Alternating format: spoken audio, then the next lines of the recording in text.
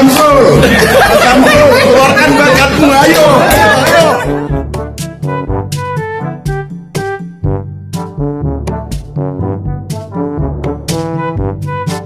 Kalian masih ingat waktu Pilpres kemarin Mahfud MD berkata apa?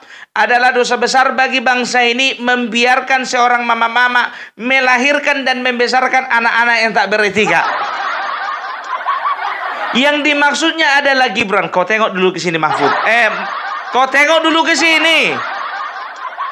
Orang yang kau bilang tak beretika, anak yang kau bilang tak beretika, dia sekarang sudah berbicara, memberikan pidato di depan kepala daerah. Memberikan motivasi, inspirasi, dan juga memberikan pandangan. Kau jadi apa? Jadi apa? Makanya aku bilang ya, jangan pernah melemparkan kata-kata tidak baik kepada orang lain. Karena apa? Ketika kata-kata tidak baik itu tidak diterima orang tersebut, itu akan kembali kepadamu. Nyatakan kau nggak jadi apa-apa. Begitu juga ini nih. Udah nampak kan? Apa katanya? Kita dengarkan dulu. Kok loncat-loncat dia? Ayo Samsul, keluarkan bakatmu, ayo. Samsul, tunjukkan bakatmu Samsul. Masinton, ku bilang sama kau, anak yang kau bilang Samsul sekarang sudah jadi wakil presiden. Nah kau jadi apa? Masih mencalonkan diri jadi bupati. Dari tingkat pusat loncat terjun ke bawah 2 tingkat. Dari tingkat pusat terjun ke kabupaten dengan alasan membangun kampung halaman. Makanya aku bilang ya, jadi sekarang ya nggak usah dulu fokus kita Masinton sama Mahfud MD, nggak usah. Ya, kita mau fokus dulu ya. Jadi ketika kemarin ya beliau menyampaikan pidato di penutupan acara rapat koordinasi antara kepala daerah yang ada di seluruh Indonesia ya. Jadi kita perhatikan dulu baik-baik ya. Kita mau lihat dulu apa yang menjadi penekanan seorang wakil presiden muda yang berbakat dan juga betul-betul memiliki kemampuan yang luar biasa. Oke? Kita perhatikan. Agak panjang ini 9 menit. Yang belum siapkan kopi, siapkan kopinya. Yang mau tidur, silakan tidur. Yang nyetir mobil sambil dengarkan ini ya.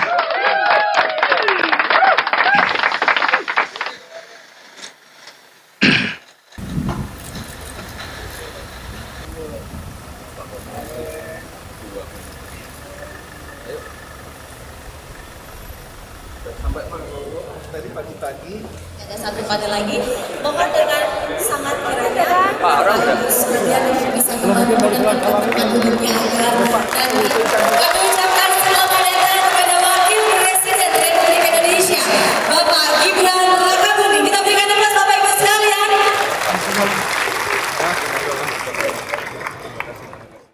Assalamualaikum warahmatullahi wabarakatuh. Salam, salam sejahtera. Bapak Ibu yang saya hormati,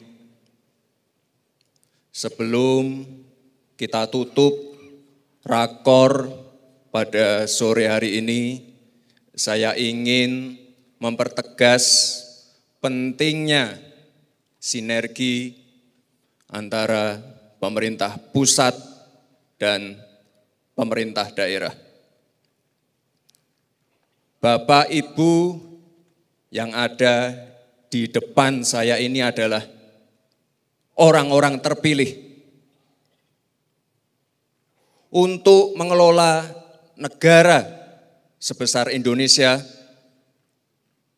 Ini kita perlu kerjasama tim. Kita harus kompak. Tidak ada lagi ego sektoral. Forkopimda harus kompak. kepala-kepala daerah ini terutama harus kompak juga dengan kabupaten, kota-kota sekitarnya. Sekali lagi Bapak Ibu, saya garis bawahi,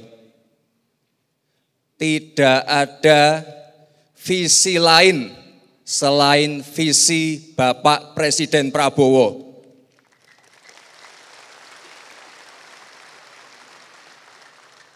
Tidak ada program lain selain program Bapak Presiden Prabowo.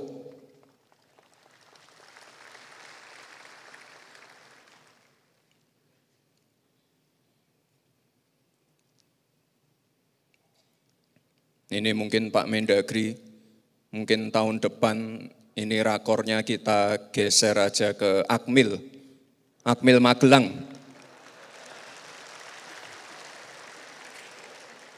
Kita kemarin 3 hari, tapi mungkin untuk kepala-kepala daerah ya minimal 5 hari.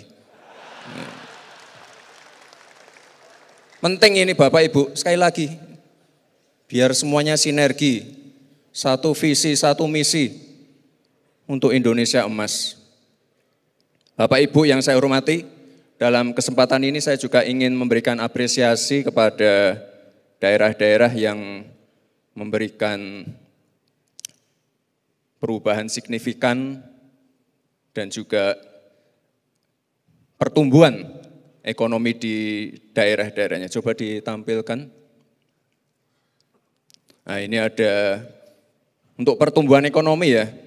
Papua Barat ada. Wah, ini luar biasa sekali. Ini kalau nggak salah dari ini ya Pak, pertumbuhannya dari ekspor LNG ya Pak ya. Ini luar biasa sekali. Lalu Sulawesi Tengah, ini luar biasa juga, ini Sulawesi Tengah. Oh Ibu, ini luar biasa juga, ini dari nikel. Lalu dari Maluku 6,2%, ini dari pertanian perdagangan ya Pak ya, ini luar biasa sekali. Sekali lagi Bapak Ibu, ini target dari Pak Presiden Prabowo sudah jelas 8%. Jadi Bapak Ibu harus kerja keras semua. Dulu saya ingat sekali, pertama kali dilantik menjadi wali kota itu pada waktu COVID, pertumbuhan ekonominya Solo itu minus 1,74%. Lalu kita kerja keras, kerjasama dengan TPID, ini kebetulan kalau Pak Mendagri tiap Senin rajin mengontrol inflasi di tiap-tiap kota. Minus 0,174, lalu naik 4%, lalu naik lagi ke 6,25%. Jadi sekali lagi Bapak Ibu ini butuh kerja keras kita semua. Lalu satu lagi ada MCP. Ini kepala daerah pasti tahu MCP. Ini paling tinggi. Oh ada Surakarta juga. Ada yang dari Surakarta? Pak PJ Wali. Enggak ada. Waduh. Waduh. Nanti saya cari. Ada? Oh ada. Maaf. Oke, ini yang paling tinggi Bali, Surakarta, Sragen. Jadi ini penting sekali Bapak Ibu. Dulu juga sama, waktu saya pertama kali dilantik, Solo itu termasuk rendah, cuma 65. Lalu kita naikkan ke 80, 90. Ini penting sekali Bapak Ibu, karena Pak Presiden Prabowo menekankan untuk masalah pencegahan korupsi dan juga menutup kebocoran-kebocoran. Jadi MCP ini adalah salah satu indikator dari KPK, ini perlu diseriusi. Saya tidak akan menampilkan yang kota-kota yang rendah, tapi saya mohon sekali lagi Bapak Ibu untuk bisa belajar dan juga meniru kota-kota yang sudah berhasil. Lalu satu lagi terakhir. Nah ini bukan angka stunting ya Bapak Ibu, tapi angka penurunan stunting. Ini ada NTB, Tanjung Balai, Situbondo, ini harus kita beri apresiasi.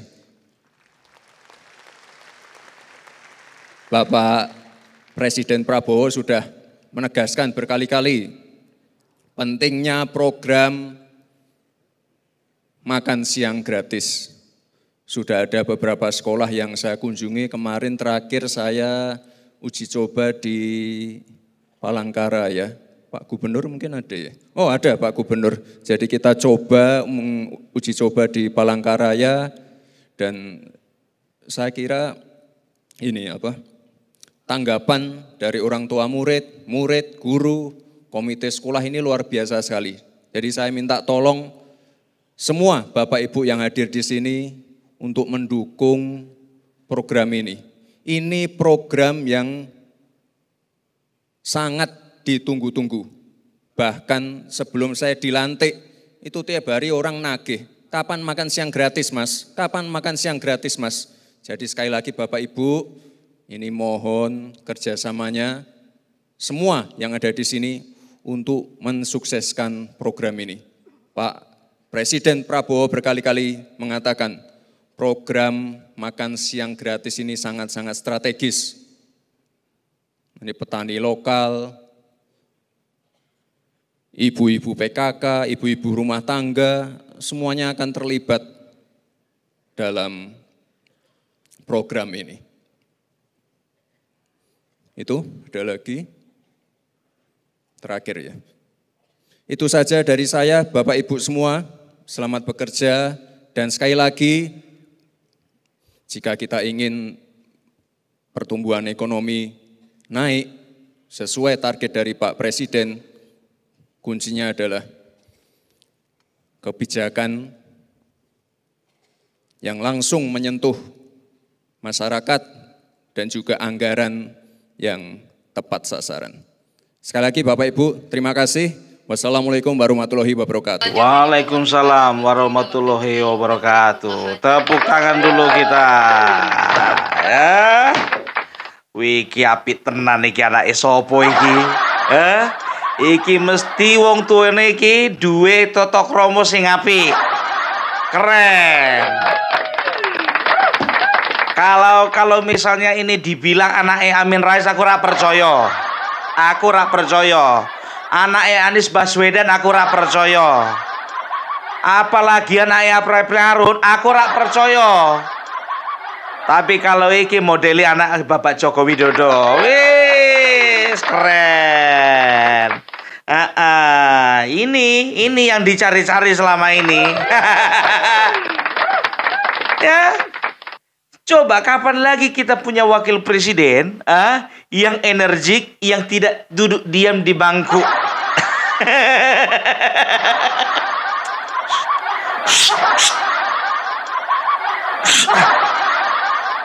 Enggak ke situ maksudku.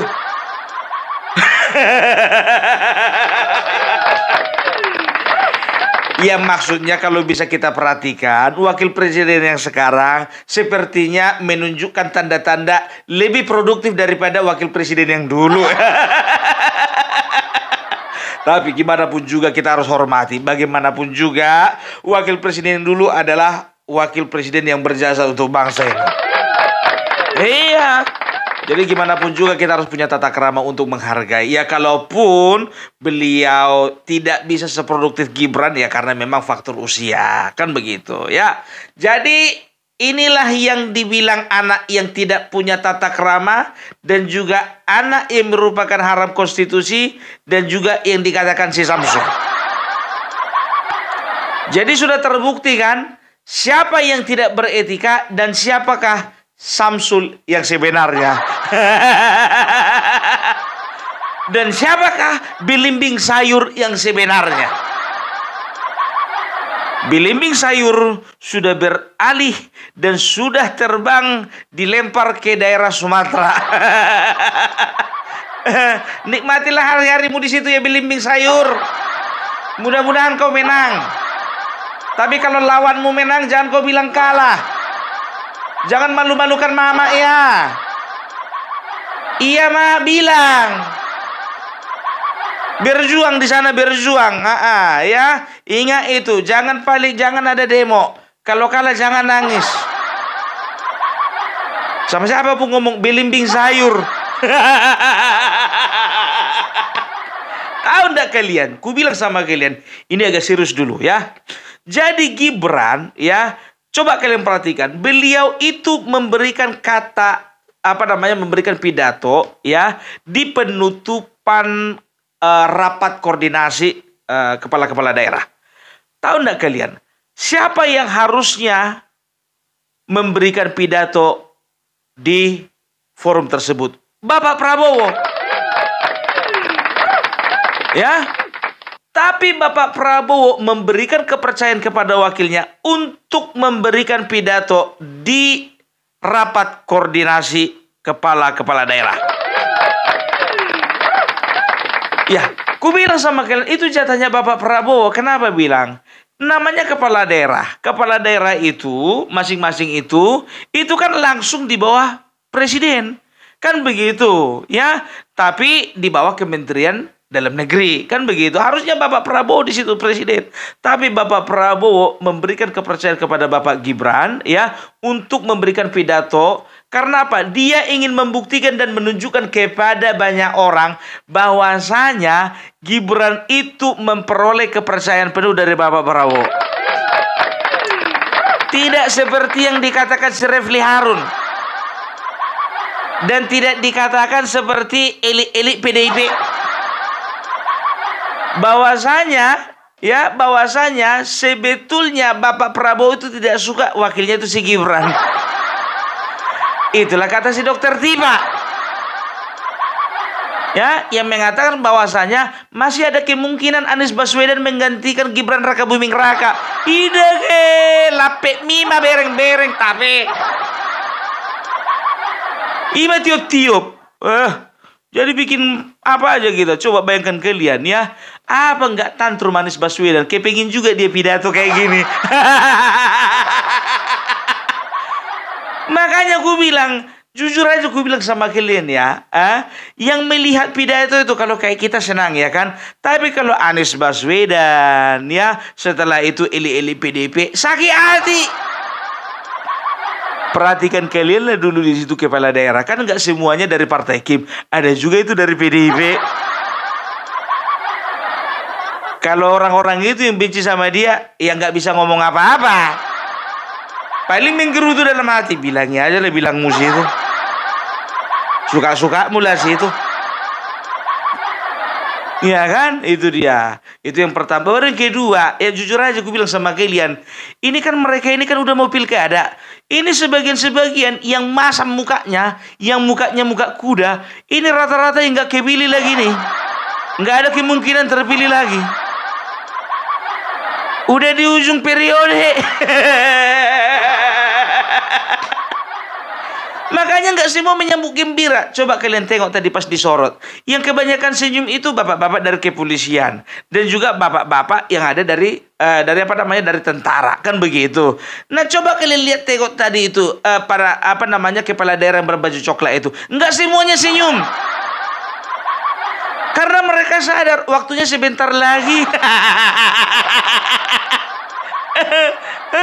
Itu dia. Makanya ku bilang Pak Gibran, kurasa kalau ku bilang ya, untuk pembekalan itu ya maunya nanti aja setelah pemilihan. Pung salah, Pung, itu bukan pembekalan, rapat koordinasi. Oh iya betul. Karena Bapak Gibran sendiri mengatakan bahwasanya untuk kedepannya mereka perlu ada pembekalan dan pembekalannya itu akan dibuat di Magelang. Ya, karena apa? Karena beliau berpandangan bahwasanya ini penting supaya apa? Supaya mereka boleh bersinergi antara satu kepala daerah dengan kepala daerah lainnya.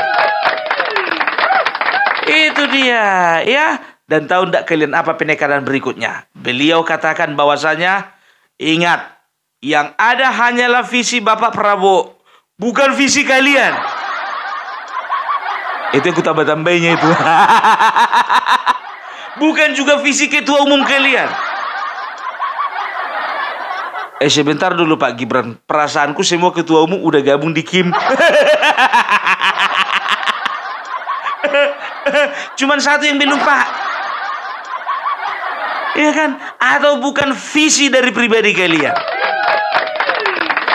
Karena beliau ya sudah belajar dari Bapak Joko Widodo, bapaknya sendiri ya, bahwasanya jangankan kepala daerah yang banyak itu, kemarin aja Bapak Joko Widodo ya membawahi kabinet yang anggotanya hanya sekitar 40-an orang lebih, itu nggak semuanya satu visi. Makanya ada reshuffle. Di reshuffle lah Rizal Ramli. Begitu juga Anies Baswedan, Tom Lembong, karena mereka punya visi sendiri-sendiri gitu loh ya. Maka ini perlu ditekankan kepada setiap kepala daerah supaya apa? Supaya ada kesesuaian antara visi dari pusat sampai ke bawah. Kan begitu. Dan dia juga sebetulnya sedang menekankan bahwasanya jangan main-main dengan korupsi. Dan dia secara implisit ya mengatakan bahwasanya hati-hati kalian, kami monitor. Gerak-gerik kalian dimonitor. Itu dia. Makanya aku bilang kepala daerah sekarang ya itu nggak bisa sesuka-sukanya, nggak kayak dulu lagi. Coba bayangkan kalian dulu, siapa menterinya? Bapak Tito Karnavian. Siapa beliau? Beliau itu adalah dari kabinet sebelumnya. Itu dia. Ingat ya, ingat jangan ada yang dipolitisir. Isi pidato ini jangan ada coba-coba politisir ya. Oh, Pung, banyak kali ceritanya itu dia hanya ingin memastikan supaya kepala daerah bisa mengkondisikan mengkondisikan situasi di lapangan menuju pilkada. No. Ya, nggak sebodoh itu dan juga tidak sepeci itu ya kepala negara kita, tidak ya. Dan juga penekanan berikutnya ya, beliau itu memuji beberapa provinsi yang ada di Indonesia. Yang pertama Papua Barat, luar biasa ya, Papua Barat. Setelah itu ya ini pertumbuhan ekonominya ya. Setelah itu ada Sulawesi Selatan. Setelah itu ada daerah Maluku ya. Setelah itu beliau juga menekankan ya ada indeks ya, ada indeks pemberantasan korupsi ya.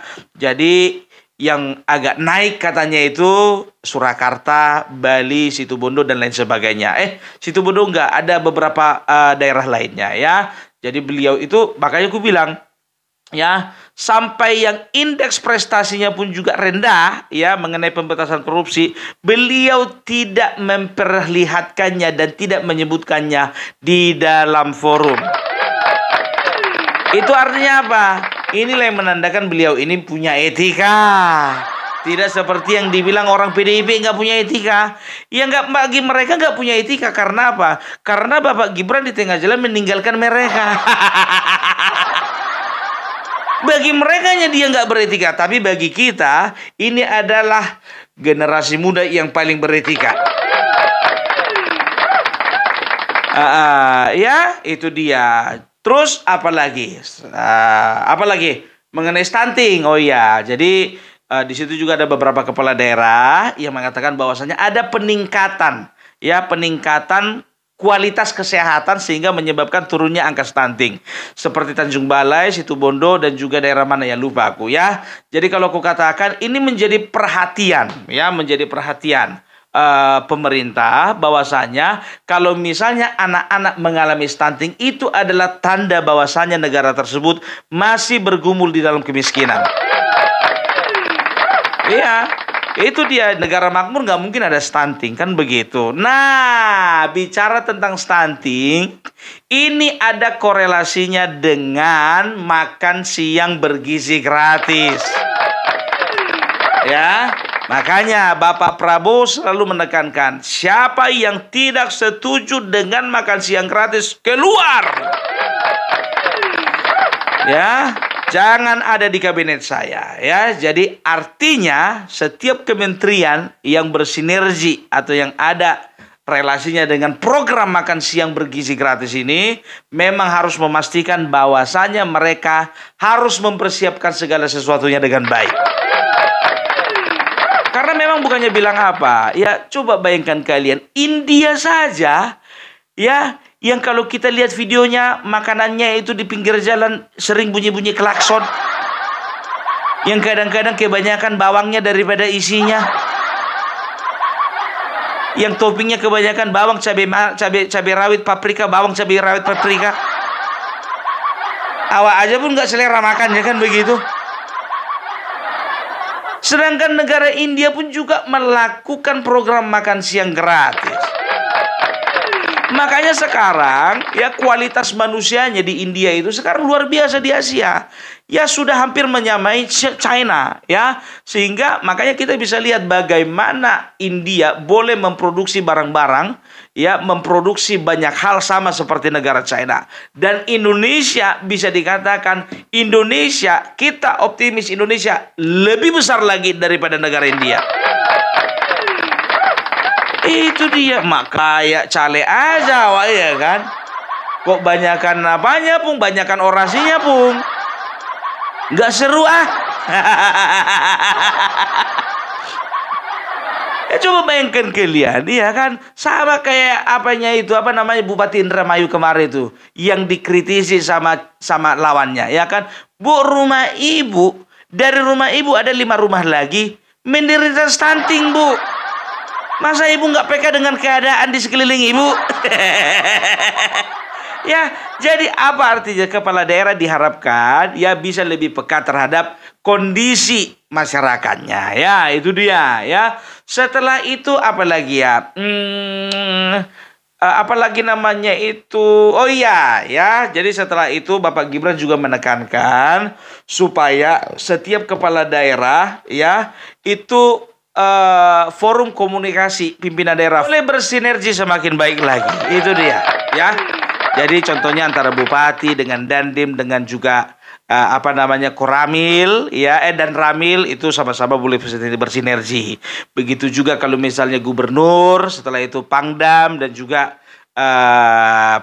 Polda ya, Kapolda itu boleh bersinergi supaya terjadi atau tercipta ketertiban di tengah-tengah masyarakat, ya kan? Jadi kalau ku bilang ya, coba perhatikan kalian. Mulai dari awal sampai akhir Bapak Gibran memberikan pidato tanpa teks. Perhatikan kan? Tanpa teks. Ini menandakan apa? Ini menandakan bahwasannya sah. Ijazah Bapak Gibran itu bukan ijazah palsu. Orang kalau ijazah palsu nggak akan mungkin bisa selancar ini membawakan pidato di sekian banyak orang. Iya, makanya itu siapa itu si Gus Nur itu? Bukan cuma Gibran ijazahnya palsu, Bapak Jokowi juga palsu dibilangnya. Hidupmu itu palsu. Makanya aku bilang ya, jadi nggak usah dengarkan kata mereka ya. Jadi bicara tentang wakil presiden ini, coba dulu Pak. Jadi untuk Bapak apa namanya Bapak Menteri Dalam Negeri, Bapak Tito Karnavian, periksa dulu Pak di setiap daerah sudah lengkap belum foto presiden dan wakil presiden. Karena ada juga nanti nih Pak yang nakal-nakal ini, foto presidennya dipasang, wakil presiden tidak dipasang. Ya, begitu juga di kantor-kantor yang ada di apa namanya di dewan itu. Pastikan semuanya sportif lah kita, sportif. Gitu dia ya. Aku jujur aja ku bilang sama kalian, kalau ku bayang-bayangkan ya kan, tapi nggak berani juga aku membayangkan. Aku berpikir begini ya kan, gimana lah perasaannya si Mahfud MD melihat si Gibran ini. Pikirku begitu. Begitu juga ya kan Ibu Megawati. Ini bocah kok pandai-pandian pidato kan begitu. Begitu dilihat, masuk akal juga pidatonya rupanya. Jadi itu dia ya. Jadi jangan pernah kita itu meremehkan orang yang usianya lebih muda daripada kita ya. Ingat, usia tua belum tentu pengalaman, tapi usia muda belum tentu tidak pengalaman. Itu dia ya. Oke, jadi itu dulu dari Opung Parbelak. Salam NKRI, NKRI harga mati.